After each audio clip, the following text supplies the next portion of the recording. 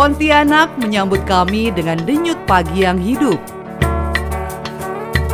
Di jalan-jalan kota, kendaraan melaju serupa aliran sungai Kapuas, teratur tapi penuh irama. Dari langit, kota ini tampak tenang, tapi dari dekat ia bernafas penuh semangat. Pontianak bukan sekedar persinggahan di tengah Kalimantan Barat. Ia adalah kota yang tumbuh dari keberagaman dan bergerak dalam irama harmoni sehari-hari. Di kota ini, harmoni kerukunan antar agama berpadu menjadi nafas kota yang terus berdenyut.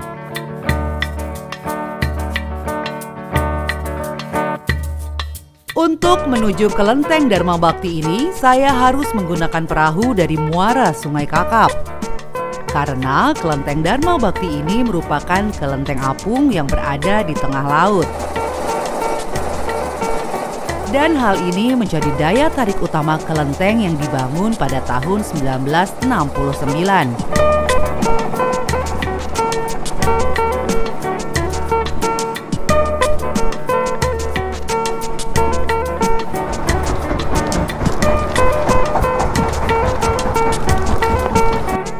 Jadi kita ke kelenteng tengah laut.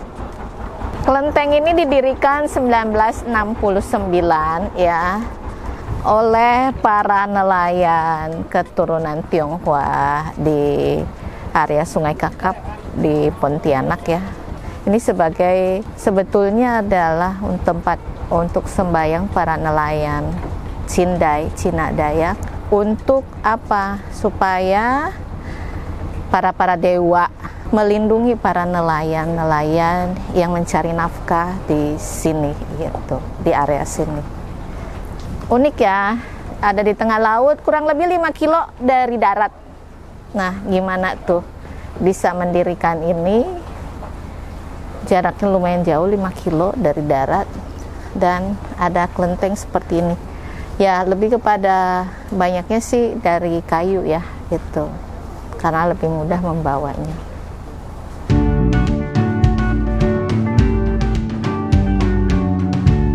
Kelenteng ini menjadi penanda jejak spiritual warga Tionghoa. Bangunannya anggun, penuh simbol di tengah lautan yang tenang.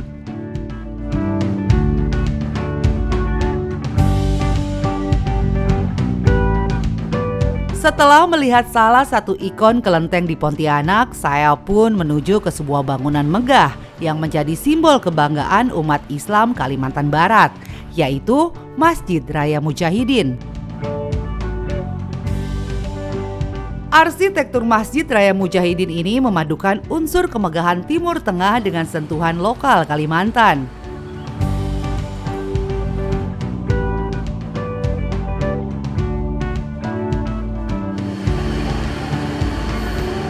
Begitu melangkah ke dalam masjid, mata langsung terpukau pada kubah emas yang menjulang. Langit-langitnya tinggi ditambah pilar-pilar yang kokoh menambah aura suci dan agung pada masjid ini. Di balik megahnya bangunan, Masjid Raya Mujahidin menyimpan ketenangan yang meresap ke dalam jiwa. Ketika sujud di antara pilar-pilar tinggi ini sangat terasa bahwa ruang ini bukan hanya arsitektur mewah, tapi tempat kembali yang menenangkan.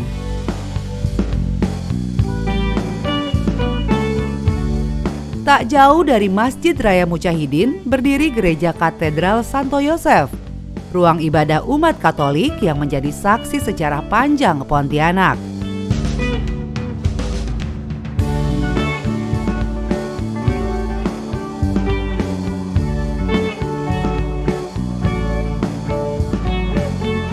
Selain terkenal dengan tingkat toleransi yang tinggi, di tepian Sungai Kapuas berdiri tenang bangunan rumah panggung berwarna kuning cerah dan hijau zamrud.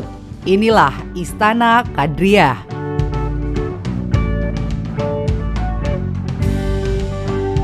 Istana Kesultanan Pontianak yang telah berusia lebih dari 2 abad ini masih menjadi magnet para wisatawan yang berkunjung ke Pontianak. Dibangun tahun 1771 oleh Sultan Syarif Abdurrahman Al-Qadri, pendiri kota Pontianak, istana ini menjadi saksi lahirnya peradaban Melayu Islam di tanah Kalimantan. Setiap sudut bangunan memuat kisah, dari singgasana tua yang masih terawat hingga dinding-dinding kayu ulin yang tetap kokoh menghadapi zaman. Di antara peninggalan bersejarah itu tersimpan nama besar Sultan Hamid II, tokoh Pontianak yang perancang lambang negara Indonesia, yaitu Garuda Pancasila. Istana Kadriah, bangunan bersejarah yang menjadi saksi lahirnya kota Pontianak dan pusat Kesultanan Pontianak dan juga simbol kejayaan masa lalu ini adalah bukti nyata bahwa warisan budaya tetap hidup hingga saat ini.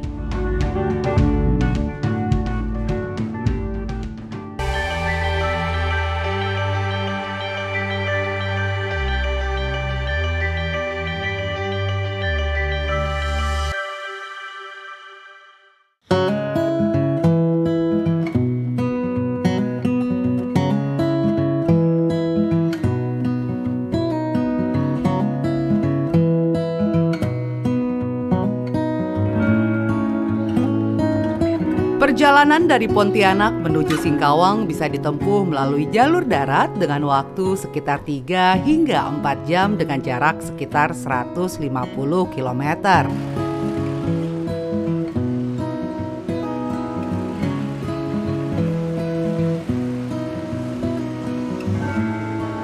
Singkawang, sebuah kota kecil di Kalimantan Barat ini menyimpan cerita tentang bagaimana keberagaman dapat hidup berdampingan. Di sini, toleransi tumbuh bukan hanya sebatas slogan, tapi juga dilakukan dalam kehidupan sehari-hari.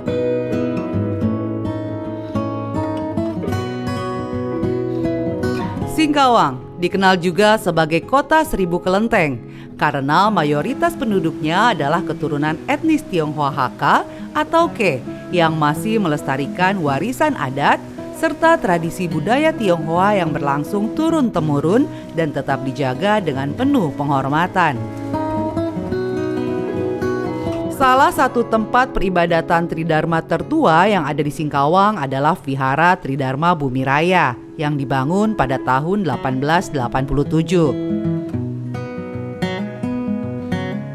Sebelumnya, vihara ini merupakan sebuah pondok dan akhirnya menjadi vihara pada tahun 1920. Vihara ini dikenal juga sebagai Kelenteng Tua Pekong, tempat pemujaan dewa pelindung yang diyakini membawa keberuntungan. Nama Tridharma mencerminkan ajaran Buddha, Tao, dan Konghucu yang hidup berdampingan dalam satu ruang suci.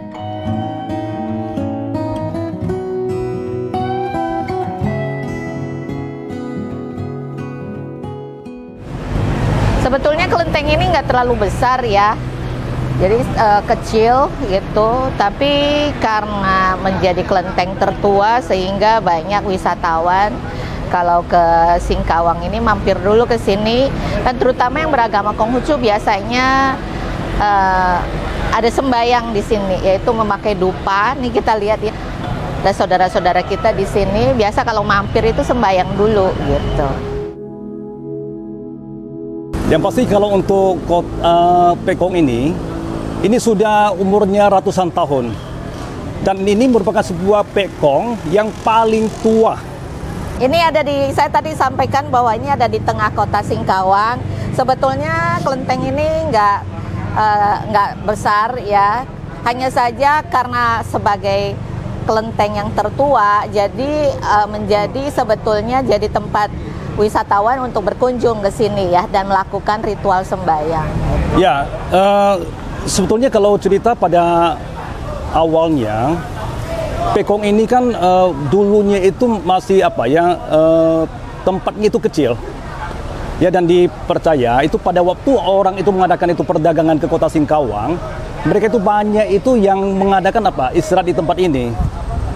Jadi setelah tempat ini yang dipercaya memiliki sebuah kepercayaan khususnya bagi kaum Konfusius Nisbe ini, yang mereka itu mengembangkan Pekong ini sehingga yang bisa kita lihat sampai hari ini. Ini apa nih? Bunyi apa nih? Ini bunyi dia punya ini. Gendangnya. Gendang. Ya, bunyi gendang. Ini unik ya. Unik ya.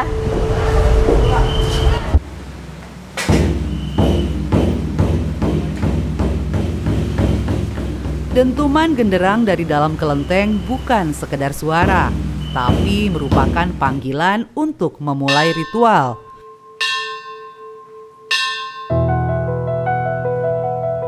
Tabuhan yang membawa doa dan mengundang kedamaian turun menyertai sembahyang. Setiap langkah di dalamnya seperti kembali ke masa lalu, saat spiritualitas dan kebersamaan dijaga tanpa harus diperintah.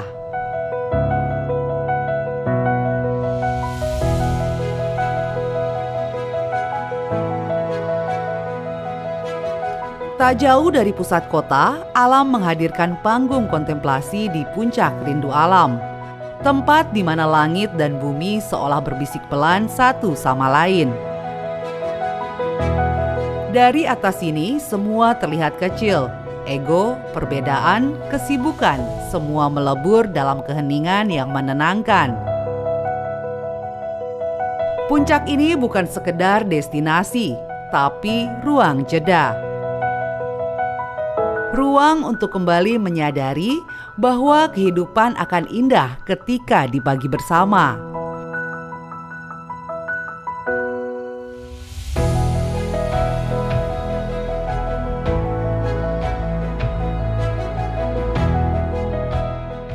Inilah Singkawang, bukan hanya kota 1000 kelenteng, tapi juga kota 1000 wajah, 1000 cerita dalam satu semangat, yaitu hidup bersama dalam damai.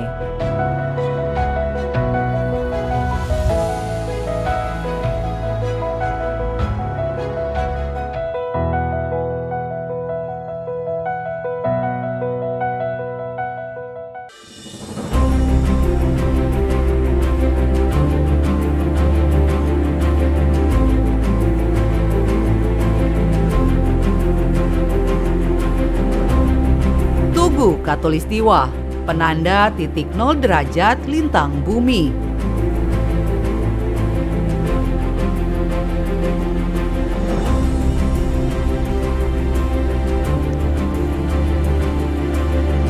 Disinilah kota Pontianak berdiri tepat di garis imajiner yang membelah bumi menjadi dua bagian, yaitu utara dan selatan.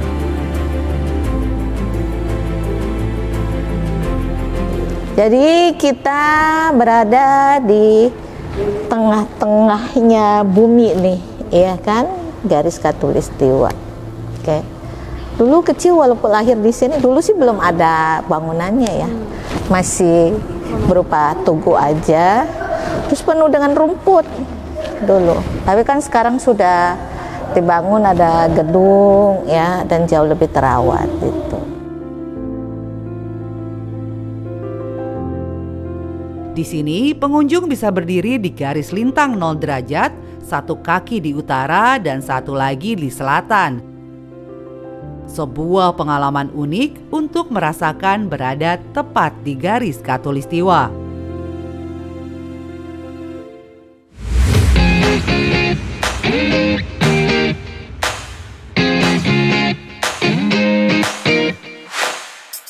Jika berkunjung ke Pontianak, jangan lupa mampir ke Kopi Asyang. Sebuah kedai legendaris yang telah menjadi bagian dari denyut kota sejak tahun 1958. Di balik kesederhanaannya, warung kopi ini menyimpan cita rasa khas. Kopi yang disajikan dalam gelas panas ini, aromanya langsung menyapa hangat siapapun yang datang.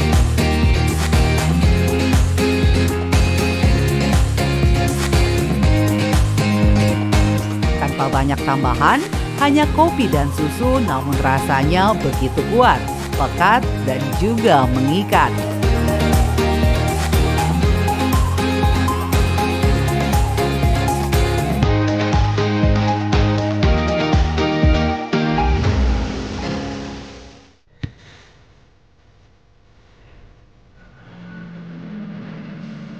Pontianak tak lengkap tanpa kudapan khasnya, yaitu cai kue atau coipan.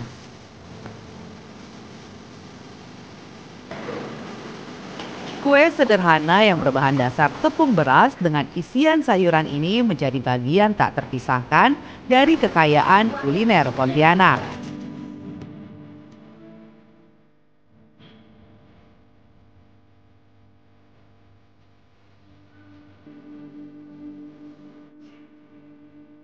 Selain cai kue, ada satu lagi sajian hangat yang begitu lembut, sederhana tapi selalu dirindukan.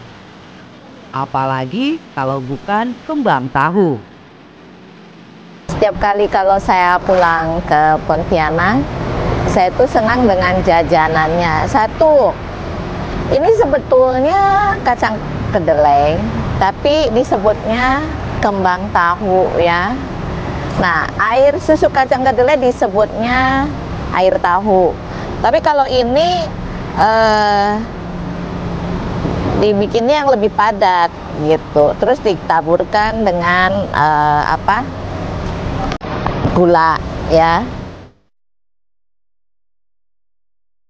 Perjalanan saya ke Kalimantan Barat kali ini ditutup dengan sebuah kehormatan, yaitu bertemu langsung dengan Gubernur Provinsi Kalimantan Barat, Rian Norsan. Dalam suasana santai dan penuh semangat, kami berbincang tentang keragaman, toleransi, dan potensi luar biasa yang dimiliki bumi Katulistiwa.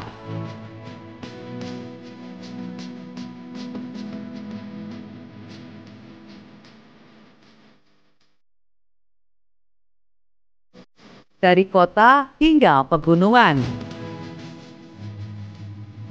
dari rumah ibadah hingga warung kopi. Semangat masyarakat Kalimantan Barat terpancar kuat, bersahaja, terbuka, dan penuh harapan.